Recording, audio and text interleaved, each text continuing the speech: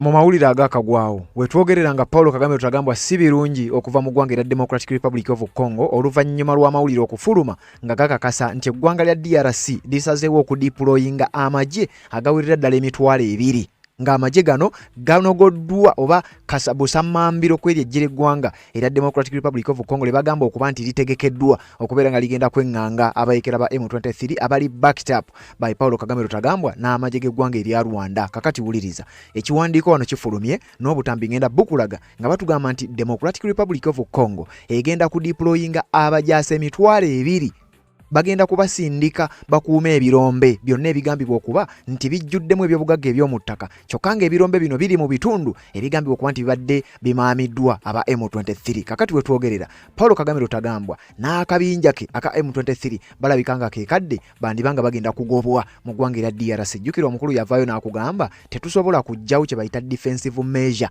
Ye yagamba nti eyo defensive measure ye yeetangira gavumenti ya Congo kubeera ng'emulwana kyokka ng'agyetangirira mu ggwanga lyennyini erya DRC. Kakati wetwogerera ebintu bitandise okuba nga bimwonoonekera. Gavumenti ya Congo ng'ekulemberwa Felix Tshisekedi basazeewo okudiployinga abajaasa emitwalo 2 bagenda kubasindika mu bitundu ebirimu ebirombe ebirimu ebyobugagga eby'omu ttaka ebigambibwa okuba nti aba M23 bye babadde babba ne babitwala mu ggwanga lya Rwanda. Kagame n'agenda maaso n'okuba nga abitunda okusobola okuba nga afuna akasente. Kakati wulira diiru eno oba pulaani eno ekoleddwa eggwanga lya DRC wabula egenda kuba nga eyambibwako eggwanga lya United States of America. Jjukira maaso awo nja kukulaga ebigambo bya Shama.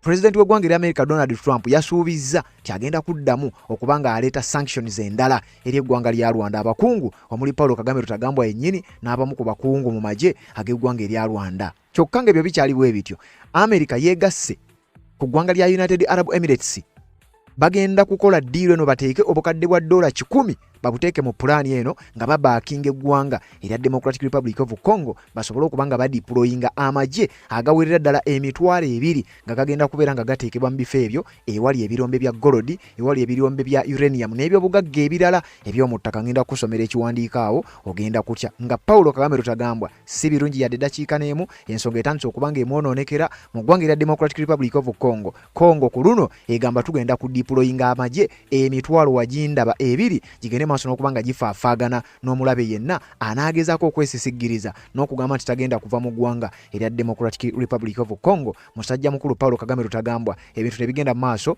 n'okubeera nga bimwonoonekera kyokka nga mukadde ke kamu amawulire gafulumye nga gatulaga nti embeera etandise okuba nga etabuka mu ggwanga erya Rwanda. Paulo Kagame Rutagambwa embeera yandiba ng'etandise okuba nga emutabukako. Wuliriza bw'abadde agoberera amawulire ge tuzze nga tukuwa olutalo olugenda mu maaso mu Congo Kagame singa ajja y'amagye Rwanda egenda kuba nga embeera emutabukako. Kakati kigambibwa nti embeera etandise okuba nga etabuka ne ku bantu ba bulijjo nti era bandiba nga batandise okumubuuza ebibuuzo ebiwerera ddala. Kakati bagamba waliwo enteekateeka mu ggwanga erya Rwanda. Paulo Kagame Rutagambwa asabye bannansi mu ggwanga lya Rwanda bakendeeze ku gaasi gwe bafumbisa nti embeera etandise okuba nga etabuka. Ebbeeyi ya gaasi etandise okulinnya era okusinziira ku mikutu egy'enjawulo nga bwe ngenda okusomera nga batugamba Rwanda urges citizens to cook once a day to save gas. Nti Paulo Kagame Rutagambwa ategezezza bannansi mu ggwanga lya Rwanda nti embeera etabuse okusobola okusevinga gaasi bannange mbasaba mubeere nga mufumba omulundi gumu olunaku.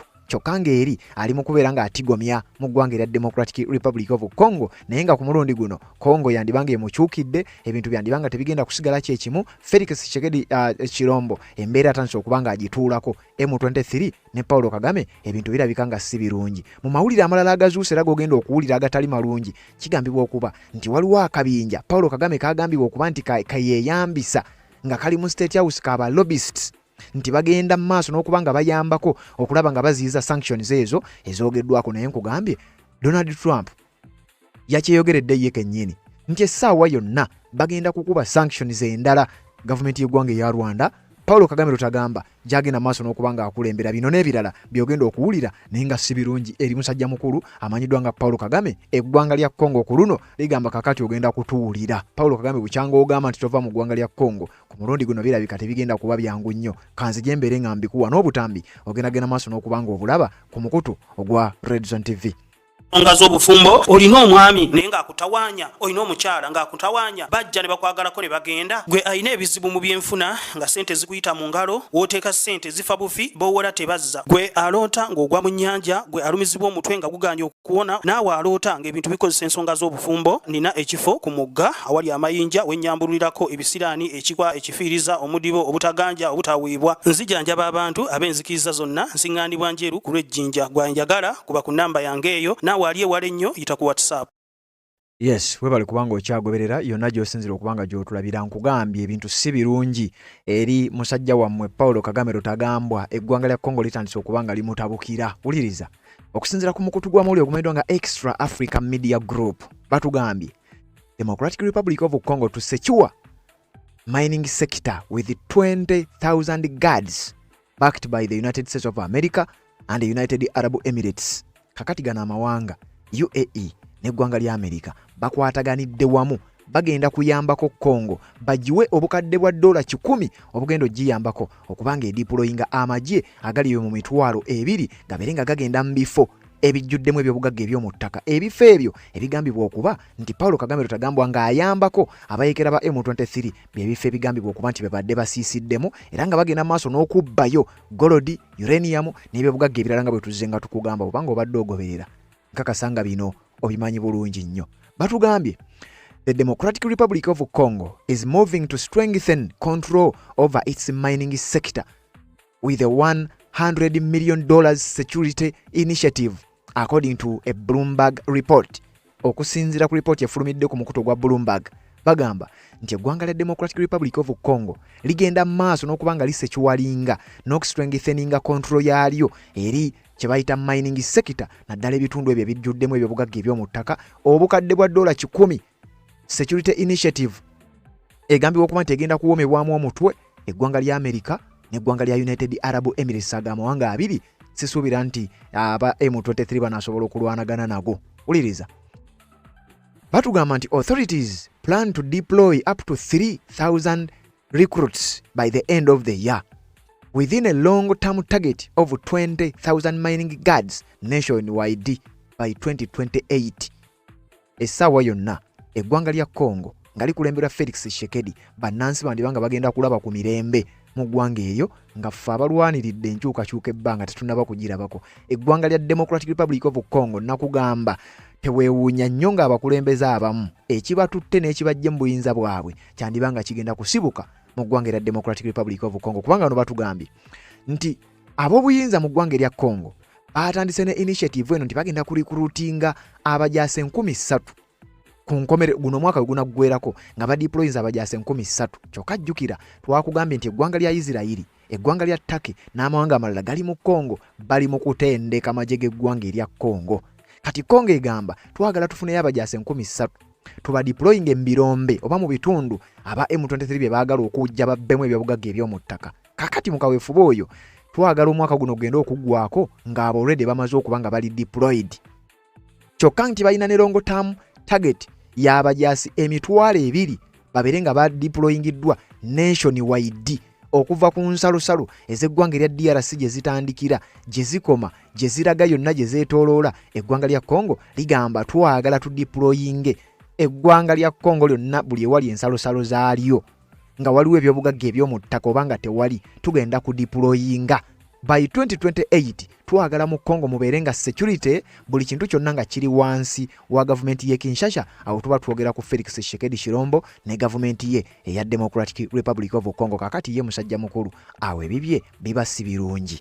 Wuliriza, the unit will secure mining sites, ensure traceable transport of minerals and replace existing security forces operating outside the legal framework. Nti eno unit bagenda okusooka okuteekayo nga badeployinga mu kaweefube waabwe ono ekigendererwa ekisookera ddala kwe kulaba nga gavumenti y'eggwanga erya Democratic Republic of Congo controlling transportation of mines. Jukira wabaddewo envuuvuumo nti ebyobugagga eby'omu ttaka bikukusibwa ne bitwalibwa mu ggwanga lya Uganda ne bitwalibwa mu ggwanga lya Rwanda oluggaga amawanga mbu ne gaba nga gatunda ne gafunamu oba ne ddiiro ezisinga obungi mbu zikutukira mu mawanga ago.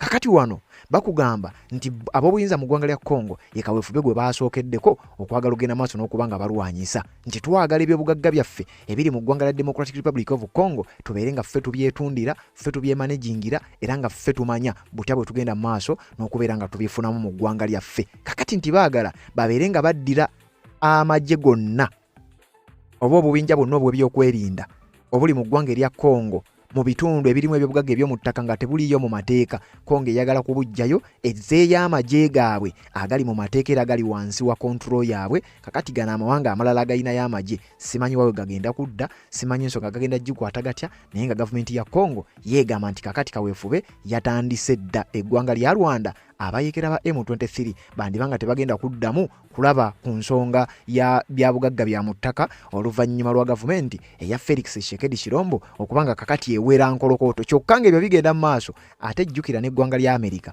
litandise okubanga likomawo era Kagame essaawa yonna sanctions empya wandibanga ogenda kuziwulira. Kakati wulira wano nga tumaliriza. The move comes as Congo seeks to improve governance in a sector central to global supply chains, particularly for cobalt and copper. Nti move eno Congo egikola lwaki? Nti baagala badde mu katale babeere nga nabo balabikira mu byobugagga byabwe. Jjukira gye buvuddeko twakuwa amawulire ne tukugamba Congo eyo gy'olaba y'emu ku mawanga in fact yeggwanga erisinga ebyobugagga eby'omu ttaka. Naye ate ekyewuunyisa Congo y'emu ku mawanga agalina ebyobugagga eby'omu ttaka ate nga si be babitunda. Amawanga agagyetolodde kigambibwa okuba nti ge gamu ku gabbayo ebyobugagga eby'omu ttaka bo ne bagenda ne babifunamu. Kati kino nga kiva ku ki? Nga kigambibwa nti bano abeefuula abadiployingayo obubinja obw'enjawulo mbo be bagenda maaso n'obukozesa ne bagenda maaso n'okuba nga babbayo ebyobugagga ebyo ne babitwala mu mawanga gaabwe then bo ne babitunda. Congo neesigala nga tefunamu. Kati ku mulundi guno Felix Tshisekedi ayambiddwako Abamerika n'ayambibwako abakulembeze ab'enjawulo okuva mu ggwanga erya United Arab Emirates. Bakugambye badiployinza oba batandise okuteekateeka abajaasa emitwalo 2 bagenda kugidiployinga okulaba nga beekuumira ebyobugagga byabwe tewaliwo nsi egenda kuddamu kubba byabugagga bya mu ttaka eby'eggwanga erya. Bino nga bikyagenda maaso n'okuba nga bibaawo. Paulo Kagame tugamba okumanya ebintu si birungi ku sayidi ye nga Congo eringa etandise okuba nga emwefuulira newankubadde nga eggwanga eryo oba diplomat gyakola mu ggwanga la DRC yakugamba nti yo defensive measure njagala okutegeeza nti ebintu bitandise okuba nga bimukyukira wakati ng'eggwanga lya Congo litandise okuba nga lidiployinga amagye mu bitundu by'ebirombe ebigambibwa okuba nti bye bijjuddemu ebyobugagga eby'omu ttaka. Kyokka ate jjukira tubadde tukuwa reports ez'enjawulo, tubadde tukusomera ebiwandiiko eby'enjawulo ebikulaga nti ate abayekera ba M23 nga bayambibwako gavumenti y'eggwanga eya Rwanda babadde bamaamira nnyo mu bitundu bino omuli ebyobugagga eby'omu ttaka. Kakati ne bakwata ebyobugagga ebyo ne babitwala eri Rwanda negenda maaso n'okuba nga ebitunda. Kyokka ate yo Congo neeba nga eviiramu awo ng'ate ye nannyini byabugagga ebyo. Ate ye Kagame ng'akugamba nti mu Congo eyo ndiyo nga agenda maaso n'okuba nga nkuuma emirembe. Wabula Congo emugambe Kagame lyamuvaamu dda ng'ovudde ku sanctions ze baakamukuba gye buvuddeko aba RDF abaduumizi ab'oku ntikko 4 baateekebwako envumbo tebakyasobola kulinnya kigere kyabwe mu ggwanga erya Democratic Republic of Congo. Batandise okumunyiga eggwanga lya Amerika litandise okumunyiga economy mu ggwanga lya Rwanda egambibwa okuba nti etandise okuba nga ebintu bikyukamu bitya. Gye buvuddeko awo wabaddewo amawulire nga bakugamba nti mu Rwanda abantu abasinga bafumbisa gaasi nga wabula ku mulundi guno eggwanga lya Rwanda mbu okusinziira ku kiwandiiko ekifulumidde ku mukutu ogumanyiddwa nga Extra Africa. Wuliriza batugamba nti mu Rwanda Kagame ne gavumenti ye basabye abantu mbu batandike okufumba ng'olunaku omulundi gumu mu lunaku okusobola okukendeeza ku gaasi mbu kubanga gaasi atandise okubanga embeera ebatabukako. Wuliriza, Rwanda urges citizens to cook once a day to save gas. Nti Rwanda esabye abantu baayo babeere nga bafumba omulundi gumu mu lunaku okusobola okusevinga gaasi olw'ensonga ti embeera si nnungi sayidi eyo. The guidance issued by the Ministry of Local Government has called on Rwandans to cook fewer meals where possible, to reduce non-essential travel, use public transportation, carpool and cut back on air conditioning. Eggwanga lya Rwanda liri mu kusaba bannansi bakendeeze ku gaasi gwe bafumbisa nga bayita mu kufumba omulundi gumu mu lunaku kibasobozese mbu okusobola ogenda maaso n'okukendeeza ku bungi bwa gaasi agenda maaso n'okubeera ng'akozesebwa mu ggwanga lya Rwanda olw'ensonga nti embeera etandise okuba ng'etabuka. Kakati ebyo byonna bigenda maaso n'okuwapeninga ekonomi eringa etandise okuba ng'ekalubamu. Omukulu w'eggwanga erya Rwanda Pulezidenti Paul Kagame Rutagambwa ebintu biringa ebitandise okuba nga bimutabukira naye nga kigambibwa nti bino biri linked era ng'obunkenke obusinga obungi buli linked ku mbeera egenda maaso mu ggwanga erya Democratic Republic of Congo era nga si birungi sayidi eyo kubanga nti n'eggwanga lya Amerika nga ligenda maaso n'okumuteekako akazito. Kakati akazito katandise okuba nga kamulabikira mu sayidi zonna. Wuliriza bulungi. Waliwo era ekiwandiiko ekifulumye nga kiraga nti waliwo akabinja akamanyiddwa nga Mahoro Peace Association. Akabinja kano tekali official naye mbu kali mu ggwanga erya Rwanda, eggwanga erya Amerika nga kalimu bannansi b'eggwanga erya Rwanda abawangalira sayidi eyo. Nti kati akabinja kano gavumenti ya Rwanda keekozesa kagiyambeko okulaba nga Trump tabakuba sanctions ndala obanga eggwanga lya Amerika teribateekako kazito. Kyembeera ebadde etandise okuba ng'esukka. Paul Kagame alinga atandise okugonda. Kakati waliwo akatambi wano kenjagala okukulaga nga sinakuwa bigambo bya Shama. Akatambi kano kalaga abamu ku bakungu okuva mu kabinja ako kenkugambye nga bali mu ggwanga lya Amerika mu Capitol Hill oba mu maka g'omukulembeze w'eggwanga erya Amerika ewali kumpi gavumenti ya Amerika yonna mbo bali mu kaweefube okulaba nga batuukirira ba lobbyists okulaba nga badyeka pulezidenti w'eggwanga erya Amerika abayambe babatuukirire pulezidenti w'eggwanga erya Amerika abayambe sanctions either zikendeere sinakindi bali mu kugezaako okulaga nti bannaye ne Congo mbi lwaki ffeffe kabe munyigiriza. So much presented by the community here in the United States. And we came here to thank you for all doing, but also to talk about what's happening in Minembwe. You've not mentioned anything about Minembwe. We talked about the bombing of Kisangani, but Minembwe has been being bombed on a regular basis. And the Banyamulenge and Tutsis who are in Minembwe are not being mentioned anywhere in this agreement. So please, if I want to answer, thank you. I am the president of Banyamulenge community here in the United States. Okay. We represent about 15,000 Banyamulenge who are here. Most of them already became citizens. So the reason why we're here is because we're talking about Congo, country. I heard the chairman talking about the bombing of Kisangani. Yeah. But he's failed to mention the bombing of Minembwe, which has been under constant drone attack by the government for the past 7 years. And nobody's talking about it. And civilians are being killed every single day. Even today, there have been some drones attack. Yeah. The whole agreement is talking about a global. They're looking at it, but they're not looking at the human cost. Yeah. The minority Tutsis that are being killed in high mountains of Minembwe, where nobody sees. The government of Congo have already cut off the internet. There's no internet in Minembwe, so nobody knows what's going What's on. actually happening. So Yeah, that'd be great to follow up. Yeah, so there's my email and please reach out to After us. Yeah. withdrawal of the M23 in Uvira, Yeah. nobody knows what's going on there. It's horrible. it's hard. Women and Because whenever you're talking about this, looking at this agreement or accord, please do consider the minority, the Tutsis who are in highlands of Minembwe that nobody's talking. Hearing about. And Thank I've been you so much killed. for raising that to me. Yeah. Well, yeah, please do follow up. That'd be great. Thank you. to get in touch. Thank you. Yeah, really appreciate it. Thank you so much. You may have heard of it. And we always come here, but this is very critical for our people. Sherman talked about the bombing of Kisangani, right? Yeah. But he failed to mention bombing, the systematic bombing with Minembwe is a very remote area. These are villages with nothing to what, but the government has been bombing that place and we've been in blockade for the past 7 years. He also mentioned about humanitarian access. But our people have been without humanitarian access for the past 8 years. And so every time that we talk about this accord, we tend to forget about the human cost of it. We think about it as a blood off of Yeah, we're going to walk this way. Yeah. We're going to connect with my colleague, This James Gomez. levels we have the genocidal ideas that's going on in Eastern Congo.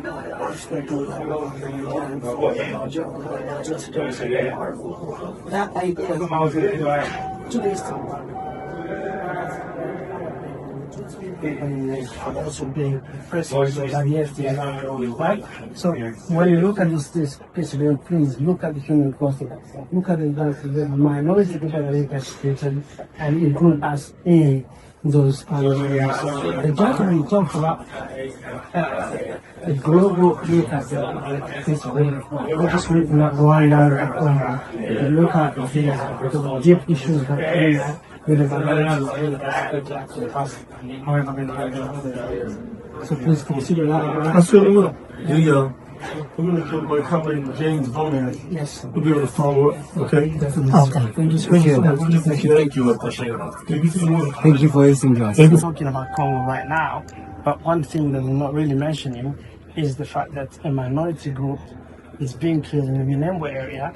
The chairman talked about the bombing of Kisangani, right? Which is a city that's it's on the news right now. Okay. But in reality, Minembwe has been bombarded right now as we speak for the past 7 years.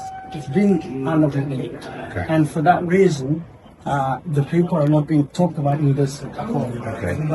This is Jack who handles our international work. If you could follow up with him and get us more information. Munonyeze ku Paul Kagame yonna gyali mumuŋŋambire nti Donald Trump amugambye. Munkano ka video ngenda kakuwa. Mumunoonyeze mumuŋŋambire nti Donald Trump amugambye agenda kujja akomawo agenda kumwongera sanction endala. Nkiddamu mugambe Paul Kagame mwenna abamulabako n'abamutuukako mumutuukire mugambe nti Donald Trump amugambye agenda kumukuba sanction. Mugaye nti ebigambo bye yayogera, yes, message yaweereza yamutuuseeko bulungi nnyo. Era waliwo ne munnamawulire ku luno message ayinza okubanga luli yagiraba ku mikutu emikwanira walanga teyagira bulungi yayita bikakasa. Kati ku luno munnamawulire yagenze n'amugamba nti mukulu Donald Trump nti Paul Kagame yakugambye gwe byomanyira abantu ng'obagobaye tagenda kujjayo majeege. Ko Donald Trump n'amugamba okay, kale kanzije ngenda mwongera sanction endala. Paul Kagame situka weeraliikirire. Donald Trump agenda kwongera sanction. Nkiddamu agenda kwongera sanction. Ate njagala ojjukire baakuleetedde dda Abakolombia we bali awo. Waliwo Abakolombia, waliwo Abakambodiya. Baali bakuba emmundu bazze n'emmundu. Kati wanaakwongerako sanction, already olina sanction zikuttamu omuntu. Okitegeera? Kati senga anaakwongera sanction, Abakambodiya bano bagenda kuyisa batya? Oba Abakolombia, Omukolombia yakuba emmundu. Ate bagize kati yaka ne widi bagijja Uganda. Kati Abakolombia baagala nnyo eno enjaga eno. Kati anyway, kati okatuuliye ebigambo bya Donald Trump nzoga ate shama osudia nnyo. Donald Trump yabyogeredde wa Donald Trump yayogedde ebigambo bino n'agamba kyagenda omukola. Musituke mweraliikirire nakugamba olutalo baluyita dollarization, the fight for American dollar dominance in the new world order.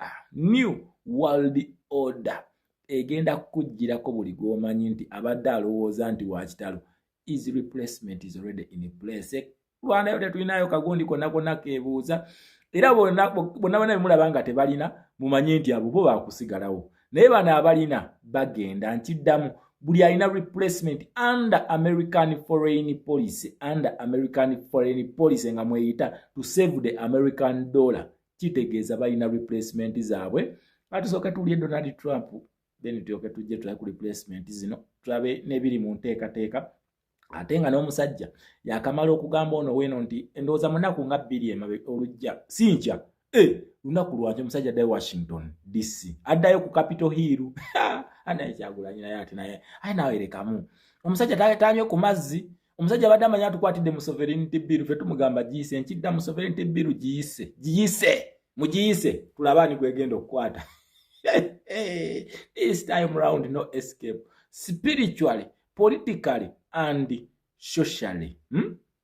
Katuulye Donald Trump nzije manyi bano bakujjukiza. We refuse to remove defensive measures. President Kagame said he will not withdraw from Congo. His troops will continue in Congo. What is your reaction to that? We're going to look into it very strongly, but they do have very big sanctions. Otyo ngoza mumwewulidde nga munnamawulire amubuuza mugambye ajja agenda kwongera sanction endala. Okitegeera ekintu ekyo obanyi nze biseera ebimu njogera ne mugamba ate shama weeyogeza biki ebigambo byange bya Donald Trump akugambye agenda kwongera sanction endala. Waliwo ezijja nze mbagwe. Nsoka ate njagala ojjukire nti mukola ebintu byonna ne mwina n'omusango mu ICC. Ate ng'amapeesa gonna go wakapushinga galaga nti Felix Tshisekedi gwe yali ayogerako mu musango gwa ICC yegwe. Kyenjagala Munnayuganda kyesaagala weerabire nti omusango gwa ICC ogwa Democratic Republic of Congo bagureviewinga. Okitegera bagureviewinga era ne bagamba nti bagenda kutandika okukola assessment okuva mu mwaka gwa 2005 paka olunaku olwaleero we tuli nga batunulya investigations zigenda kubeera ku war crimes ne crimes against humanity ezakolebwa kuki ku bannansi ba Democratic Republic of Congo era nga bawera nti omuntu yenna bakalpulate yenna yali mu bikolobero ebyo bya Democratic Republic of Congo agenda kukisasulira. Okitegere kino ekyo kati muyinza okuliisa ebijanjaala empiso nga mulowooza nti no it is just sanctioning. No omusajja ebintu bano bali serious. Nkiddamu Felix Tshisekedi ensonga zino ali serious era azikwasiza gondi kannabwala ate wamaze n'okufuna replace Kanneesekeremu muzzukulu wa Ssekimwanyi kanneesekeremu atubba ebyaffe. Bajjajjaffe tebeebase walayi tebeebase.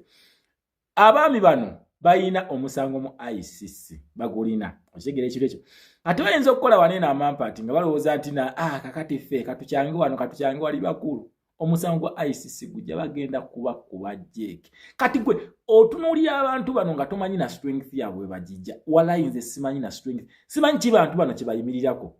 Gamba at least wano tuli strong.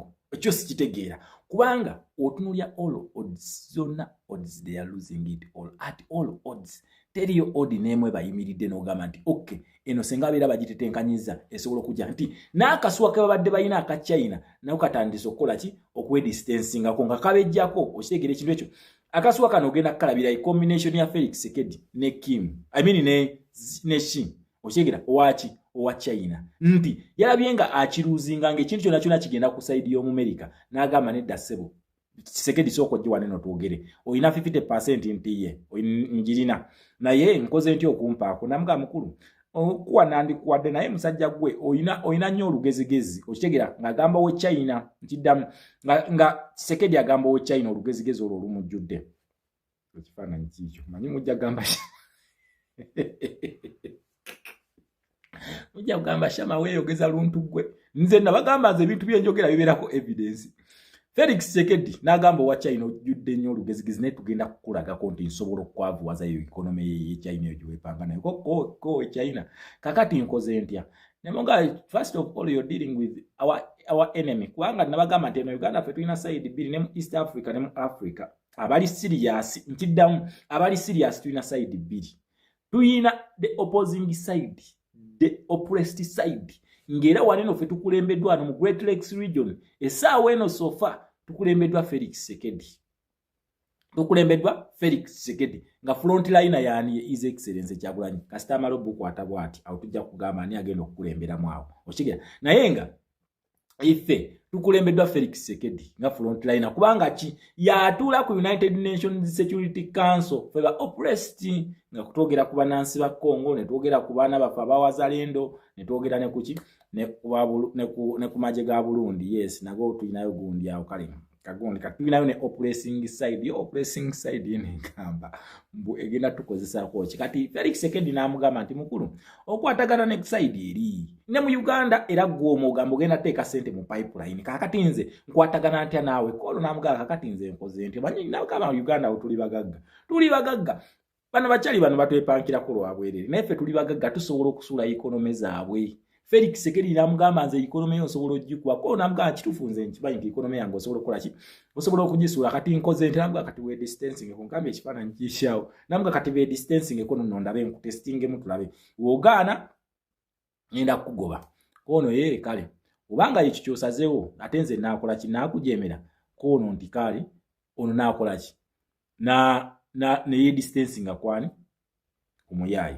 Okitegeera ekintu ekyo namwe distancingako kati yamaze okumwe distancingako ne tujja ne mu Uganda pipeline eri mu lusubo giteeka mu sente kyo bula kati abasajja badduka wani wadda ngote government enamba yakamala emyaka 4 nga budget zonna ezibba bubbi ey'obugagga by'eggwanga ng'ebibba bubbi terina sente kufandinga refinery neji mirimu mala emyaka 4 kati baddukidde ku mugagga gwe bayita Dangote naye nagambye nti Dangote ono ye Dangote businessman oye mwesiga tajja kuteeka sente mu refinery tagenda kuziteeka mu kubanga naye abeerawo ku media ne tumwageza bakuwaana geza oziteekeyo ekyegere ekintu ekyo kati ne Dangote naye atunuulira embeera naga naye wano akasente kanaavaayo tetugenda kubaddiza sente zammwe yenna agezaako ku investinga sente mu Uganda mark them mubeetegereze okuva eno revolution we yatandika mu 2021 paka we tuli leero looni zonna tetugenda kuzisasula tetujja kuzisasula ozi nga sinze Minister of Foreign Affairs newe mbanga yenze tetugenda kusasula looni munna Uganda mark these words teri kusasula muntu n'omuloni wano kubanga ne looni ezimu ezo za kifere bazeewa we banaba badduse batusindikire bamanirenda bakole ki batubanje bajja tubuulya criteria ze bayitangamu okuwola looni ezo mujja tubuulira twabagamba mu 2021 stop funding the dictator okuva kwolwo tubagamba naye emputtu yammwe temukola ki temuwulira kitegeera ekiro ekyo kaakati bo nkugambye Felix Tshisekedi n'amugamba kati mukulu kola bwoti soko baviire ono kale kangende n'amugamba ne ikapunji vemu n'amugamba ebyo nabiveemu akati awo wetuli okitegeera ekiro ekyo so ebigambo bino byayogera bigenze bulungi nnyo byagamba mbu tajja kujjayo majje gajja kubeerawo ne bituuka ku Donald Trump n'abagamba kale tewali buzibu ngenda omukuba sanction oyo ate zino ez'Omumerika zo sanction sizakuzanya kasitagikuwa n'omuntu akwatagana ne America kino kye ndowooza ziri ezasooka mwaziraba nti baatuuka n'okumugoba mu NBA ne bagimugobamu eya Africa ne babagobayo mu muzannyo gwa basketball ne babagoba mission ze baali bayine Mozambique zonna ne bazisazaamu kye bayita sanction y'Omumerika okitegeera katuzisindike temufaayo katukazisindike adda Washington DC mweraliikirire nkiddamu adda Washington DC mweraliikirire ebyemuddaawo ne mwegumyagumya ate sovereignty bill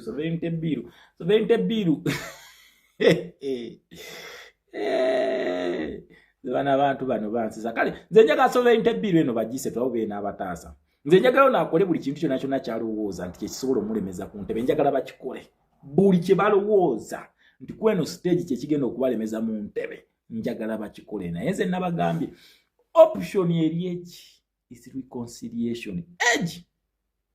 reconciliation byonna musobola okubikola you are going to end as losers just like it is in the Democratic Republic of Congo batuuse ekiseera nga n'emmundu tezikyasobola kukola ki tezikyasobola kukola ne bagamba mugende mwekalakaase naye tufa pulesi etutta ne bagenda ne beekalakaasa ng'ataddemu omusimbi kati baliira ku nsiko abeekalakaasizza baliira ku nsiko buli eyeekalakaasiza oba yabadde mu ggwanga ki oba munnansi wa ggwanga ki aliira ku nsiko we twogere akakiiko konna akakulidde okwekalakaasa bakakubye mabuusu gyekali era essaawa yonna zigenda kutokota nga baddawa badda mu Republic of Rwanda gye badda tebagenda Congo tebajja mu Uganda nkugambye akakiiko konna akakulidde okwekalakaasa mu Washington District of Columbia bali ku nsiko akakiiko kakwatiddwa wabula abeekalakaasi baliira ku nsiko we mubanga muwakana kino mwazzeemu okulaba event yonna nga bagitegese mwazzeeyo okulaba event yonna kugambye baliira ku nsiko kati ne panic mode gye baliko omusajja omumanyiira naye ate owomalanga ate olaga nti naate omweta kati wali obuzibu bw'abana abantu bano they are living in denial nakugambye nti ekintu ekigenda okukubya abantu bano kwe kubeera mu denial era nti kyekyo kyembagamba nti ffe bannayuganda tusooke tuve mu denial tukkirize nti mu Uganda temuli opposition then revoking a revolution okitegeera ekintu ekyo kati bano bakyali mu denial bo balowooza nti always balinayo chance kati obulaba nti yatuuse n'ekiseera n'alowooza nti wasitula abantu at least basobola okumuddiramu maama nnyabo bali ku nsiko baliira ku nsiko akati awo neweebuuza bino byonna obuugira byaki ng'ekintu kyokkola mugire tugire omusajja nga tannanyiika nze omusajja mumanyi mu banda oyo wa ghetto ajja keera ku makya ng'anyiize abagambye nti kati ngenda kubalagalo kati lwampaka kubanga ki nabagamba in this revolution you don't stand a chance You cannot challenge the capitalists. Tosobola. Otherwise, kati mugende mu America kale mumunoneyo. Mugende mu America mumunoneyo. Oshigire ekintu ekyo. Mugende mu United States of America gyali. Akugambye enchi agenda mu Washington, District of Columbia. Enchi agenda mu Washington.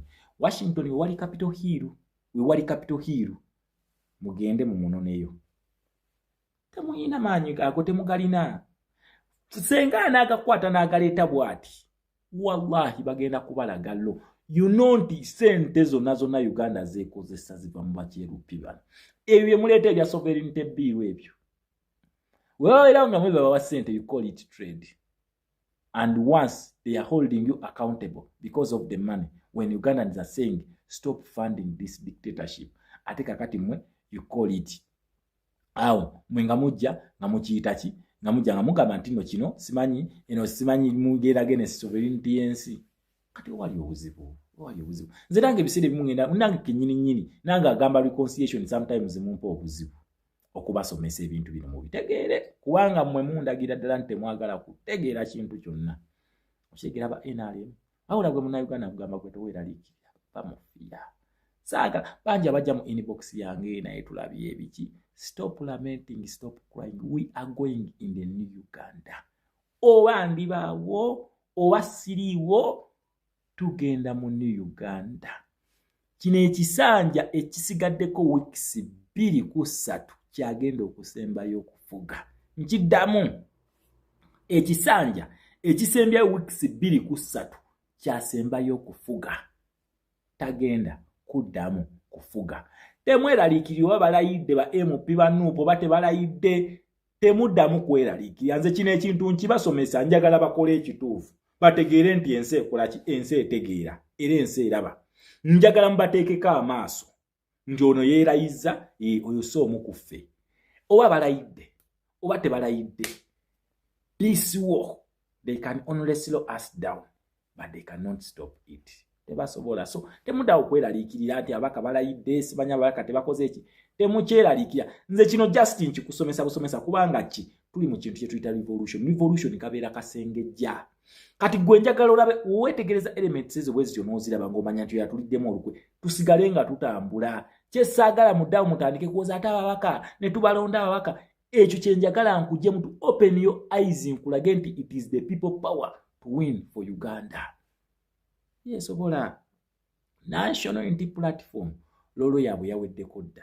Yali ya exposing a democracy nti takola. Kati now it is up to them to accept the sanctioned opposition status. Oba bakakkiriza oba tebakakkiriza, that is up to them, but they cannot stop a revolution. Then if tubalinde wa mukona, okitegere ekintu ekyo, fe tugenda kubalindira mukona because of the strength of this policy. Otherwise Paul Kagame yabadde w'amaanyi nnyo mu ggwanga erya Congo. Kati essaawa eno ali ku mavivi. Kino kye nabagamba nti according to this revolution, according to what is going on in the world, according to the shaping of these policies, bana abantu cannot survive. So temuddawo kweraliikirira abaana ba maama, temweraliikirira. Domestic policy is very weaker than the foreign policy. Senga eno kakwatayo mwe nabagambye twongere okwekalakaasa eno, twongere okuwandiika ababaluwa, waava nga tuddayo gy'ataanajja tumusookeyo. Senga sente zino banazitema.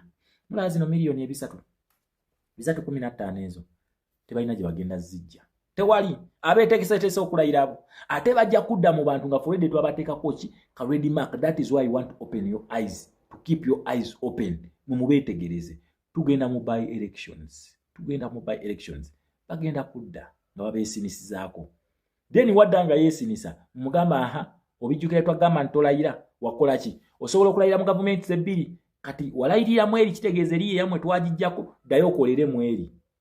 Wetu tulina okulwala ekyo bayita liberation. Tugenda kubasendesa buti.